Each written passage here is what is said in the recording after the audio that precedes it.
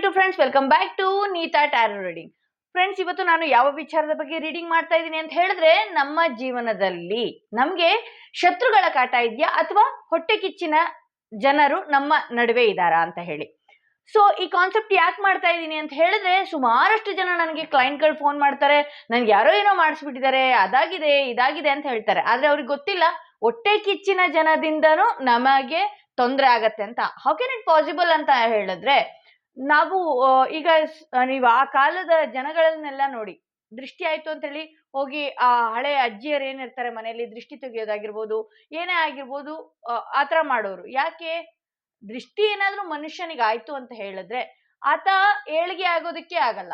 So ಹಾಗಾಗಿ ಇವತ್ತಿನ concept ಇದಾಗಿರುತ್ತೆ. ಯಾರ ಲೈಫಲ್ಲಿ ಶತ್ರುಗಳ ಕಾಟದಿಂದ ಅವರು ಮೇಲೆ ಹೋಗೋದಕ್ಕೆ ಆಗ್ತಾ ಇಲ್ವೋ, ಅಥವಾ ಏನಾದ್ರು ಪ್ರಾಬ್ಲಮ್ ಅನುಭವಿಸ್ತಾ ಇದ್ದಾರೋ, ಅಥವಾ ಹೊಟ್ಟೆ ಕಿಚ್ಚಿನ ಜನರ ನಡುವೆ ಅವರಿದ್ದಾರೋ ಅನ್ನೋದು ಇವತ್ತಿನ ಕಾನ್ಸೆಪ್ಟ್ ಆಗಿರುತ್ತೆ. ಎಂದಿನಂತೆ ನಾನು 2 ಕಾರ್ಡ್ನ ನಿಮ್ಮ ಮುಂದೆ ಇಟ್ಟಿದ್ದೀನಿ. 2 ಕಾರ್ಡ್ ಮೇಲೆ 2 ಸ್ಟೋನ್ ನ ಇಟ್ಟಿದ್ದೀನಿ. ಯಾವ ಸ್ಟೋನ್ ಇರುವ ಕಾರ್ಡ್ ನಿಮ್ಗೆ ತುಂಬಾನೇ ಹತ್ರ ರೆಸೊನೇಟ್ ಆಗ್ತಾ ಇದೆ, ಆ ಕಾರ್ಡ್ ನ ನೀವು ಸೆಲೆಕ್ಟ್ ಮಾಡ್ಕೊಳ್ಳಿ. ಸೊ ಯಾರಿಗೆಲ್ಲ individual personal tarot reading session ಬೇಕು ಅನ್ನೋದಾದ್ರೆ ಡಿಸ್ಕ್ರಿಪ್ಷನ್ ನಲ್ಲಿ ಕೊಟ್ಟಿರುವ ನಂಬರ್ಗೆ ಮುಂಚಿತವಾಗಿ ಕರೆ ಮಾಡಿ ಅಪಾಯಿಂಟ್ಮೆಂಟ್ ತಗೊಳ್ಬೇಕಾಗತ್ತೆ. ಐ ಹೋಪ್ ನೀವು ಒಂದು ಕಾರ್ಡ್ನ ಸೆಲೆಕ್ಟ್ ಮಾಡ್ಕೊಂಡಿದ್ದೀರಾ ಅಂತ ಹೇಳಿ. ಎಂದಿನಂತೆ ನಾನು ಮೊದಲನೆಯ ಕಾರ್ಡ್ ರೀಡಿಂಗ್ ಮಾಡ್ತಾ ಇದ್ದೀನಿ. ಯಾರಿಗೆಲ್ಲ ಜೀವನದಲ್ಲಿ ಹಿತಶತ್ರುಗಳ ಕಾಟ ಇದೆಯೋ ಅಥವಾ ಹೊಟ್ಟೆ ಕಿಚ್ಚಿನ ಜನರ ನಡುವೆ ಅವರಿದಾರೋ ಅನ್ನೋದು ಇವತ್ತಿನ ನನ್ನ ರೀಡಿಂಗ್ ಆಗಿರುತ್ತೆ. ಸೊ ಸಾಕಷ್ಟು ಜನಕ್ಕೆ ಕನ್ಫ್ಯೂಷನ್ ಇರುತ್ತೆ, ಅವ್ರದ್ ಮಾಡಿದ್ರ ಇವ್ರಿದ್ ಮಾಡಿದ್ರ, ಏನೋ ಒಂದು ಸಣ್ಣ ಮನಸ್ತಾಪ ಇರುತ್ತೆ, ಅದಕ್ಕೆಲ್ಲ ಬ್ಲ್ಯಾಕ್ ಮ್ಯಾಜಿಕ್ ಆಗಿದ್ಯಾ, ಈ ತರದ್ದೆಲ್ಲ ಒಂದಷ್ಟು ಗೊಂದಲದಿಂದ ನನಗೆ ಕಾಲ್ ಮಾಡ್ತಾ ಇರ್ತಾರೆ. ಸೊ ಈ ಕಾರ್ಡ್ ರೀಡಿಂಗ್, ಫಸ್ಟ್ ಕಾರ್ಡ್ ಇರುವ ರೀಡಿಂಗ್ ಯಾರು ನೋಡ್ತಾ ಇದ್ದೀರಿ, ಆಬ್ವಿಯಸ್ಲಿ ಅವರಿಗೆ ಶತ್ರುಗಳ ಕಾಟನೇ ಇದೆ.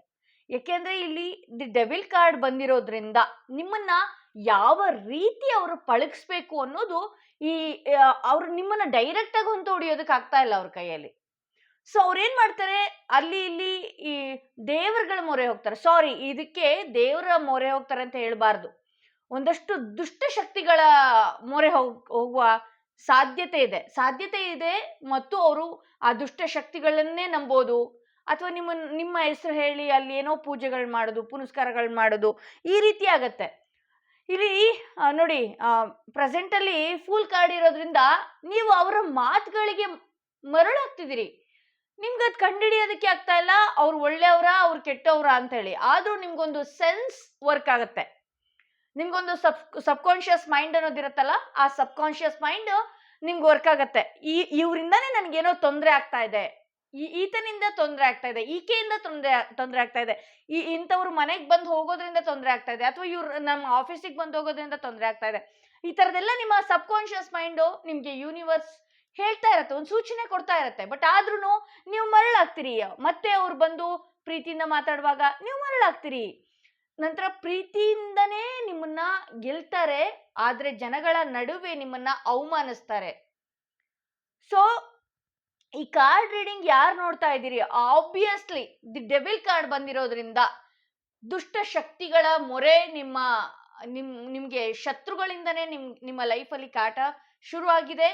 ನಿಮ್ಮ ಲೈಫಲ್ಲಿ ಏನೇ ಕೆಡುಕಿಗೆ ಶತ್ರುಗಳೇ ಕಾರಣರಾಗಿದ್ದಾರೆ ಅಂತ ಹೇಳಿ ಈ ರೀಡಿಂಗ್ ನನಗೆ ತೋರಿಸ್ತಾ ಇದೆ. ಸೊ ಕೆಲಸ ಕಾರ್ಯಗಳಲ್ಲೂ ಈ ಹೊಡೆತಗಳು ತುಂಬಾ ಬೀಳ್ತಾ ಇದೆ. ನಿಮ್ಗೆ ಯಾವ್ದಾದ್ರು ಒಂದು ಒಳ್ಳೆ ಕೆಲಸ ಮಾಡ್ಬೇಕು ಅಂತಂದ್ರೆ ಅದಕ್ಕೆ ನೀವು ಮನ್ಸು ಮಾಡದೇ ಇರೋದಾಗಿರ್ಬಹುದು, ಅಥವಾ ಮನ್ಸು ಕೊಟ್ಟು ಹೋದಾಗ ಆ ಕೆಲಸ ಆಗದೇನೆ ಇರಬಹುದು. ಆಗೇನಾಗ್ತಿದೆ, ನಿಮ್ಗೆ ಆ ಕೆಲಸನೇ ಕ್ವಿಟ್ ಮಾಡ್ತಿದ್ದೀರಿ. ಈಗ ನನ್ನ ಕೈಯಿಂದ ಆಗಲ್ಲ ಅನ್ನೋ ರೀತಿ ನೀವು ಕ್ವಿಟ್ ಮಾಡ್ತಾ ಇದ್ದೀರಿ. ಸೊ ನೋಡಿ, ಇಲ್ಲಿ ತುಂಬಾನೇ ಚೆನ್ನಾಗಿ ಕಾಣಿಸ್ತಾ ಇದೆ. ದಿ ಡೆವಿಲ್ ಕಾರ್ಡ್ ಇದೆ, ಕಿಂಗ್ ಆಫ್ ಕಪ್ಸ್ ಇದೆ. ಅವರು ಪ್ರೀತಿಯಿಂದಾನೇ ನಿಮ್ಮನ್ನ ಗೆಲ್ಲೋದು, ಪ್ರೀತಿಯಿಂದನೇ ಮರಳು ಮಾಡ್ತಾ ಇರೋದು, ಪ್ರೀತಿಯಿಂದನೇ ನಿಮ್ಮನ್ನ ಮಂಕ್ ಮಾಡ್ತಾರ ಅವರು. ಈ ಕಾರ್ಡ್ ರೀಡಿಂಗ್ ಯಾರು ನೋಡ್ತಿದ್ದೀರಿ, ತುಂಬಾ ಚೆನ್ನಾಗಿ ಗೊತ್ತಾಗ್ತಾ ಇದೆ, ನಿಮ್ಗೆ ದುಷ್ಟ ಶಕ್ತಿಗಳ ಕಾಟನೇ ಜಾಸ್ತಿ ಇದೆ.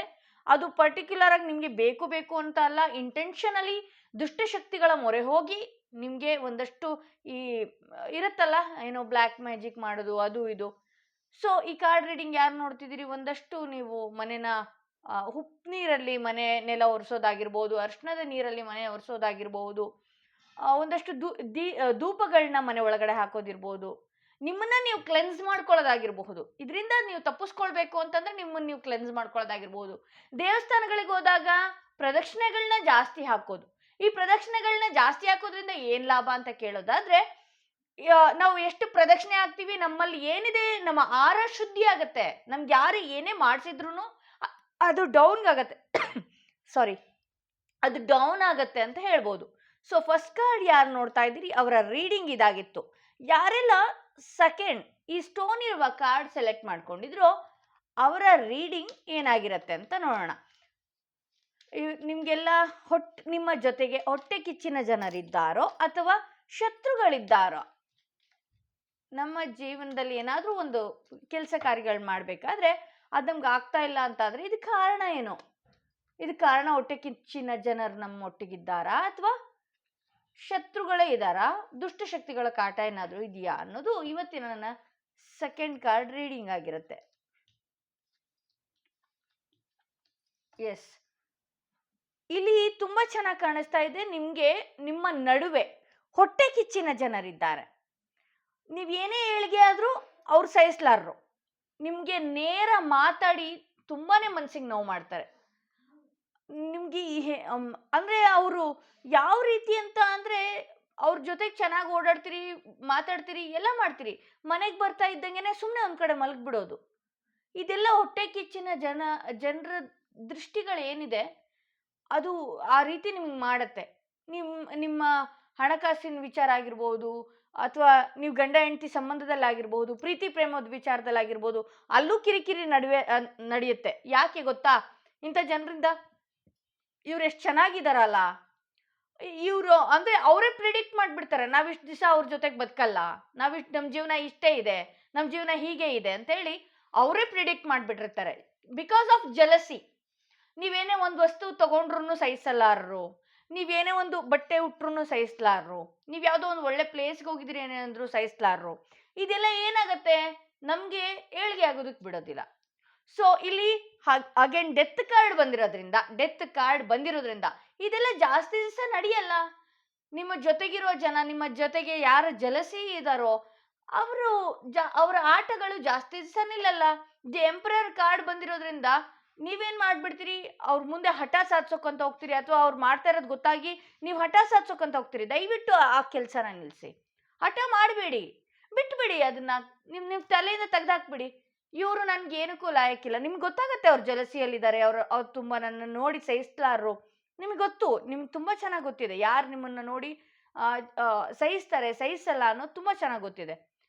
ಸೊ ಈ ತರ ಹೊಟ್ಟೆ ಕಿಚ್ಚಿನ ಜನರಿಂದ ನೀವು ದೂರ ಇರಬೇಕು ಅನ್ನೋದಾದ್ರೆ ಅಂಥವ್ರಿಂದ ನೀವು ಕ್ವಿಟ್ ಮಾಡಿ. ನಿಮ್ಮ ಪರ್ಸ್ನಲಿ ನಿಮ್ಮ ಏಳಿಗೆ ವಿಚಾರನ ಅವರೊಟ್ಟಿಗೆ ಶೇರ್ ಮಾಡುವ ಅವಶ್ಯಕತೆ ಇಲ್ಲ. ಏನು ಅವಶ್ಯಕತೆ ಇದೆ?